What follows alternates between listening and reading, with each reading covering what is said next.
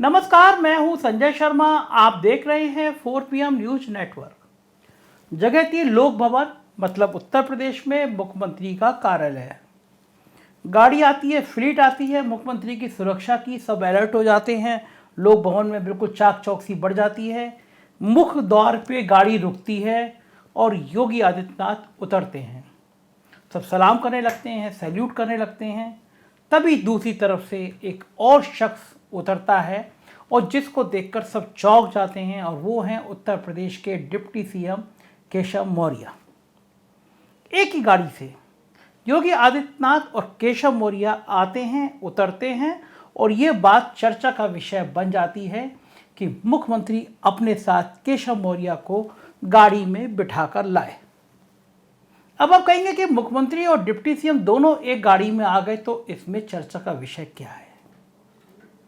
लेकिन भारतीय जनता पार्टी के दिल्ली से लेकर और आम कार्यकर्ता तक ये वीडियो बहुत तेजी से वायरल हुआ कि मुख्यमंत्री और डिप्टी सीएम दोनों एक गाड़ी से आए, और पूरी यूपी की ब्यूरोक्रेसी में इसको लेकर चर्चाएं शुरू हो गई।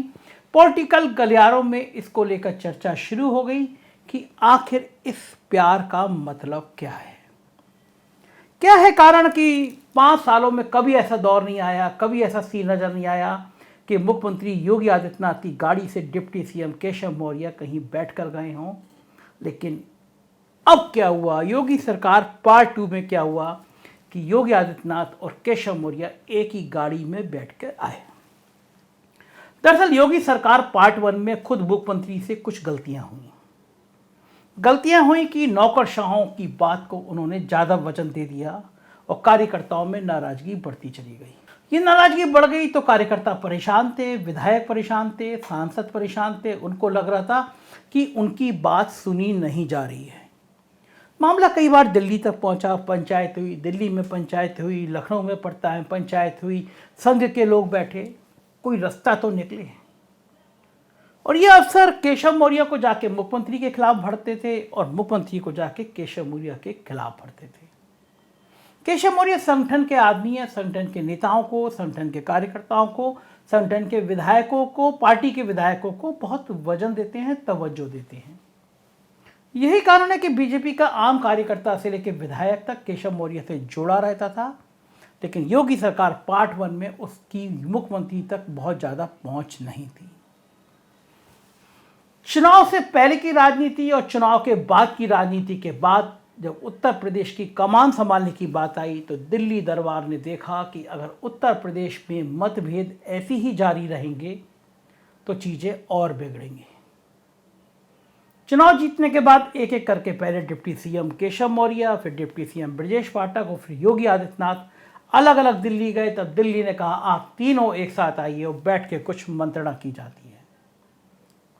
मेरे संघ के सूत्रों ने, मेरे बीजेपी के सूत्रों ने बताया कि प्रधानमंत्री नरेंद्र मोदी, अमित शाह जी ने तीनों को बिठा के समझाया।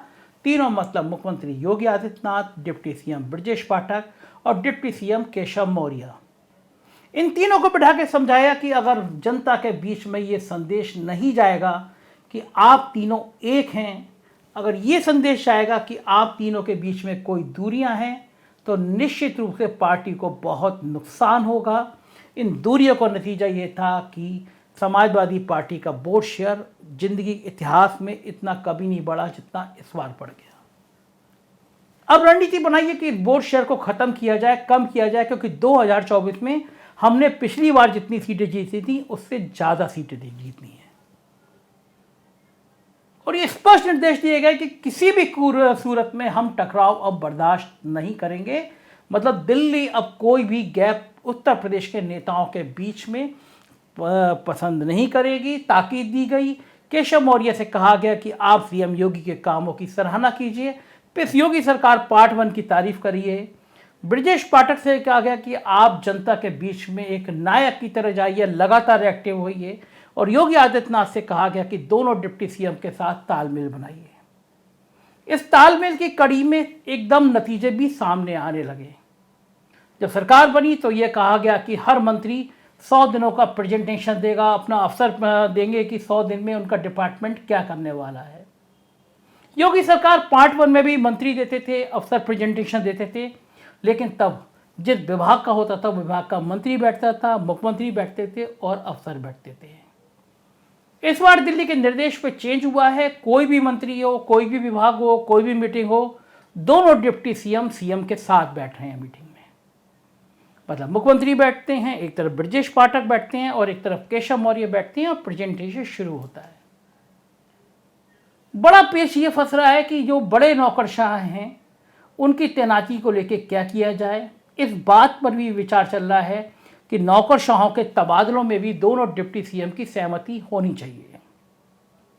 दरअसल कुछ नौकरशाहों के बारे में दिल्ली को सूचना मिली थी कि ये नौकरशाह जरूर से ज़्यादा फायदा उठा रहे हैं, वो अपने मन की चला रहे हैं, बदनामी करा रहे हैं और पैसों का बड़ा लेन देन कर रहे हैं।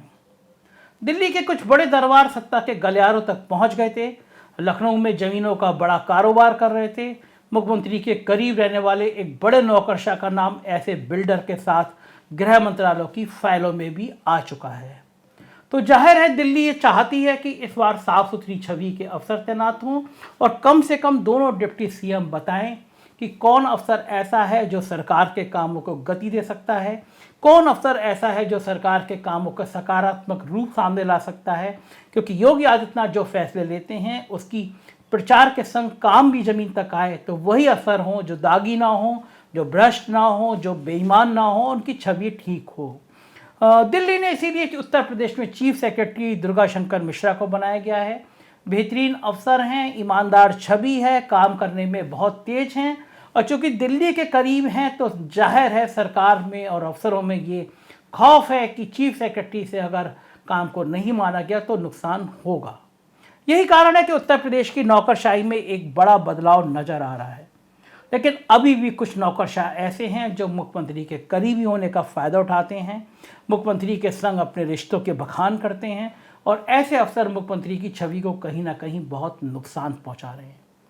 मुख्यमंत्री अपनी इन योगी सरकार पार्ट 1 की छवि को तोड़ना चाह रहे हैं और वो अपने ऊपर जो सजातीय वाला जो ठप्पा था उसको भी हटाना चाह रहे हैं, क्योंकि वो जानते हैं कि अगर उनको लंबी राजनीति करनी है, लंबी पारी खेलनी है तो नौकरशाहों के साथ ये मैसेज देना खराब होगा।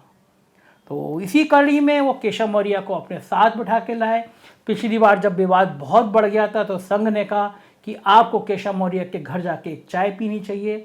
वो केशव मौर्य के घर गए, चाय पी, वो भी बहुत चर्चा का विषय बना था। और इस बार योगी सरकार पार्ट 2 में खुद अपनी गाड़ी में केशव मौर्य को बिठा के लाए। तो नौकरशाही को भी ये संदेश है कि इस बार वैसा नहीं होगा कि वो केशव मौर्य के लिए कान भर लें मुख्यमंत्री के, वो ब्रजेश पाठक के लिए कान भर लें और कुछ फ़ायदा हो जाए। मुख्यमंत्री को यह भी समझ में आ गया है कि दोनों डिप्टी सीएम इस बार साथ रहेंगे तो अच्छा मैसेज जाएगा। ब्रजेश पाठक बहुत तेज तर्रार नेता है, उनकी समाज में छवि बहुत अच्छी है, पकड़ बहुत अच्छी है, मीडिया में रिश्ते बहुत अच्छे हैं। तो जाहिर है अगर दोनों डिप्टी सीएम मुख्यमंत्री के साथ बेहतर तालमेल बनाएंगे तो पार्टी के लिए एक अच्छा संदेश आएगा। तो मुख्यमंत्री का केशव मौर्य को साथ लाना, बिठाना, गाड़ी में लाना चर्चा का विषय बना हुआ है। हमारी निगाह रहेगी भारतीय जनता पार्टी में होने वाले परिवर्तन, नौकरशाही के खेल, बदनाम नौकरशाहों पर, और हम आपको बताते रहेंगे। आप देखते रहिए 4PM न्यूज़ नेटवर्क। यही चैनल है जो सच सच और सिर्फ सच बताएगा।